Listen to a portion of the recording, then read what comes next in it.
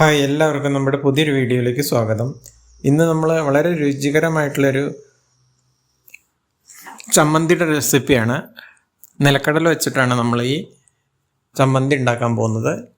ചൂടായ പാനിലേക്ക് ഒരു അരക്കപ്പോളം നിലക്കടല ഇട്ട് കൊടുത്തിട്ടുണ്ട്. ഇത് നന്നായി വറുത്ത് നമുക്ക് ചൂടാറാൻ വേണ്ടി മാറ്റി വയ്ക്കാം.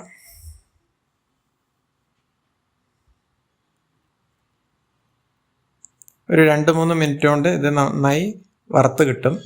ഇത് നന്നായി വറുത്ത് വന്നിട്ടുണ്ട്. ഇത് നമുക്ക് ചൂടാറി ഇതിൻ്റെ തോല് മാറ്റിയതിന് ശേഷം കൊണ്ടുവരാം. ഇനിയൊരു പാനിലേക്ക് ചൂടായതിന് ശേഷം ഒരു 1.5 ടീസ്പൂൺ ഓയിൽ ഒഴിച്ചു കൊടുത്തിട്ടുണ്ടായിരുന്നു. അത് ചൂടായതിന് ശേഷം 1/2 ടീസ്പൂൺ ജീരകം മൂത്തതിന് ശേഷം ഒരു 15 വെളുത്തുള്ളി, ഒരു 6 പച്ചമുളക് മുറിച്ചതും കൂടി ഇട്ട് കൊടുത്തിട്ടുണ്ട്. ഇത് നന്നായി വഴണ്ട് മൂത്തതിന് ശേഷം നമുക്ക് നേരത്തെ തൊലി കളഞ്ഞ നിലക്കടലയും കൂടി ഇതിൻ്റെ കൂടെ ഇട്ടിട്ട് എല്ലാം കൂടെ ഒന്ന് മിക്സ് ചെയ്ത് ഒന്നും കൂടി ഒന്ന് ചട്ടിയിലിട്ടിട്ട് ഒന്ന് വഴറ്റിയെടുക്കാം. ഇത് ചൂടാറിയതിന് ശേഷം നമുക്കൊരു ബൗളിലേക്ക് മാറ്റാം.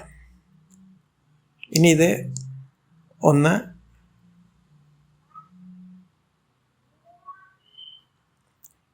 ഇതൊന്ന് അരച്ചെടുക്കാൻ പാടില്ല. ഇത് നമുക്കൊന്ന് ഇടിച്ചെടുക്കണം. അപ്പോൾ മാത്രമേ നന്നായി ടേസ്റ്റ് ഉണ്ടാവുള്ളൂ. ഇതിൻ്റെ കൂടെ നമുക്ക് ഒരു 5-6 ഇല മല്ലിയിലയും കൂടെ ചേർത്ത് നന്നായി ഇടിച്ചെടുക്കുക.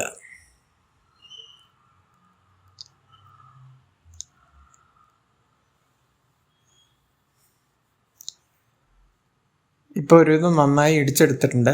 ആവശ്യത്തിനുള്ള ഉപ്പ് ചേർത്ത് കൊടുക്കാം. ഇനി ഇതിലേക്ക് ഒരു നാരങ്ങയുടെ പകുതി നീര് ഇതിലേക്ക് ചേർത്ത് കൊടുക്കാം. വളരെ ടേസ്റ്റ്ഫുള്ളായിട്ടുള്ള കപ്പലണ്ടി ചട്നി ഇവിടെ റെഡി ആയിട്ടുണ്ട്. ഇത് ചൂടായ ചപ്പാത്തിയുടെ കൂടെ ഒക്കെ കഴിക്കാൻ വളരെ ടേസ്റ്റാണ്. ഒരു പ്രാവശ്യം നിങ്ങൾ ഇതുണ്ടാക്കിയിട്ടില്ലെങ്കിൽ ഒന്ന് ഉണ്ടാക്കി നോക്കി അഭിപ്രായങ്ങളും നിർദ്ദേശങ്ങളും അറിയിക്കുക. കൂടുതൽ നല്ല ഒരു റെസിപ്പിയുമായി വരുന്നതുവരേക്കും നന്ദി, നമസ്കാരം.